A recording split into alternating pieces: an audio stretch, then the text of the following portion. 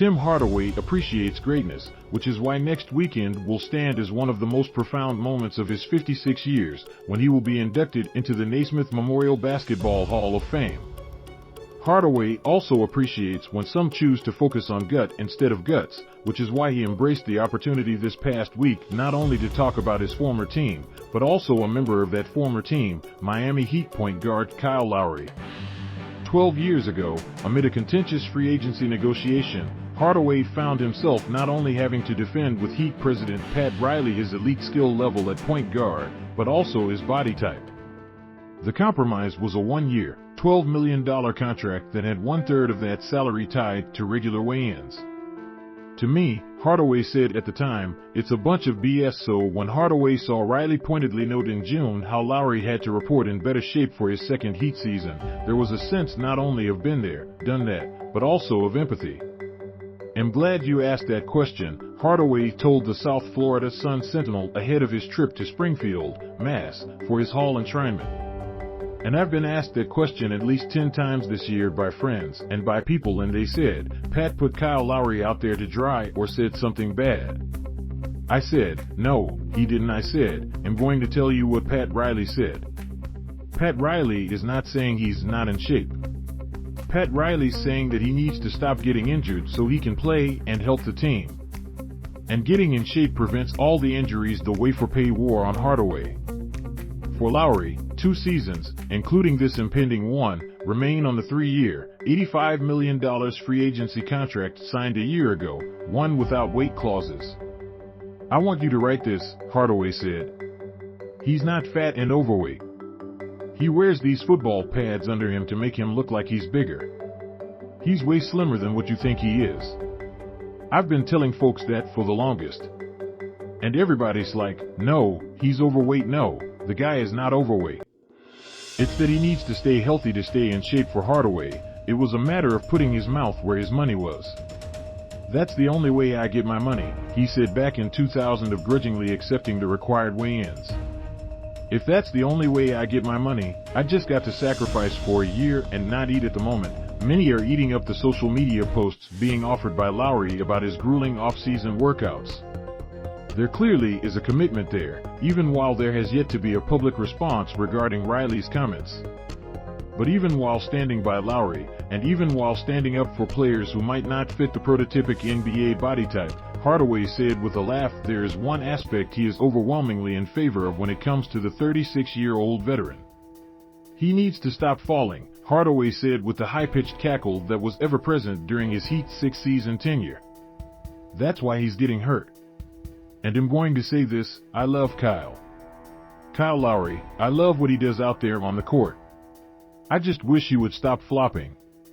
I think keep that at a minimum. You keep falling on the floor, you keep falling on the floor, you keep falling on the floor. Yes, you're going to get injured. Yes, you're going to get hurt. Yes, it's going to keep you out of the lineup. I think that's what's really hurt him, flopping and falling all the time. Stop falling all the time." Hardaway paused, as if taking the same type of pause that Riley offered in regard to what has to happen next with Lowry. "The Heat need you at point guard," Hardaway said. "They don't need you on the bench not playing. They need you to be on the court playing 100% at a high level, just like you did in Toronto. You can do it if you stop falling on the floor so much." Miami Heat source weekly. See what's buzzing about the Miami Heat, including game analysis, roster changes, and more inside info. Revisionist History. During a recent appearance on the Point Forward podcast hosted by former Heat forward Andre Iguodala and former NBA player Evan Turner, Heat icon Dwyane Wade spoke of regret over leaving money on the table over his playing career. "It was definitely tough, in a lot of different ways. I think I gave up $17 million or $20 million, said Wade, who is now part of the Utah Jazz ownership group. "Now, as someone who's on the other side, I didn't have to give that money up. I could have pushed the envelope a little bit more. I could have made them spread a little bit of that bread. There was a lot of things that at the time, as a player, you really didn't know. You just know that this is what they said needs to be done, and this is what we want to do, except In order to make many of the Heat's financials work at the 2010 start of the Big Three era, considering they were utilizing a finite amount of cap space at the time, among the sacrifices were not only helping maximize the contracts of LeBron James and Chris Bosh, but also making sure there was cap space for Wade friend Udonis Haslem and an ability to meet James' desire to add Mike Miller.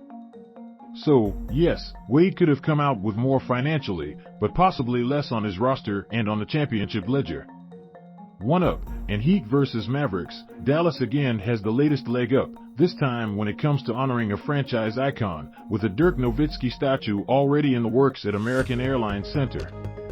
The Heat, by contrast, have yet to announce any such plans for Wade at FTX Arena, with both icons having retired in 2019. In an interview with Bleacher Report, Mavericks owner Mark Cuban offered his thoughts on such honors. "You have to stay there," he said, with Nowitzki's entire 21-season NBA career spent with the Mavericks. "It's about being there, being a superstar, leading the team to a championship and being there for an extended period of time. It's not just about what you do on the court. It's about what you do in the community. It's about being part of the fabric of an organization during and after your playing time." Dirk exemplifies that Wade, of course, also could have stayed, had contract negotiations with the Heat not gone sideways, leading to detours with the Chicago Bulls and Cleveland Cavaliers.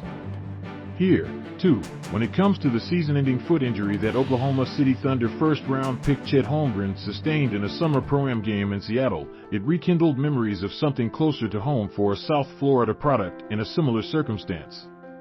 In 2017, while playing in a Miami summer pro-am similar to the one Bam Adebayo recently participated in, Pinecrest product Brandon Knight suffered a season-ending knee injury. The NBA clears participation in such summer events, with salary not put at risk. Knight, who has battled through a series of injuries, went on to play parts of 2 seasons after sitting out all of 2017-18, and spent last season with the Heat's G League affiliate, the Sioux Falls Skyforce.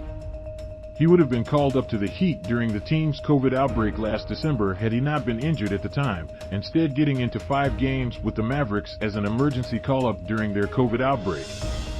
Opportunity lost, had the decision not been made to instead allow Nikola Jovic acclimate to the NBA. It is possible that the 19-year-old Heat first-round pick might have found himself with playing time for Serbia's national team at the ongoing Eurobasket. The Serbian roster was depleted this past week, with former Heat big man Nemanja Bjelica ruled out due to a calf injury.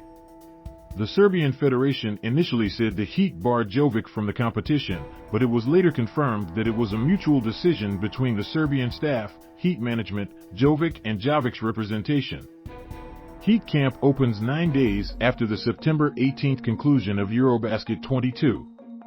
Teams over the past 5 seasons for Markieff Morris, who left the Heat this past week in NBA free agency.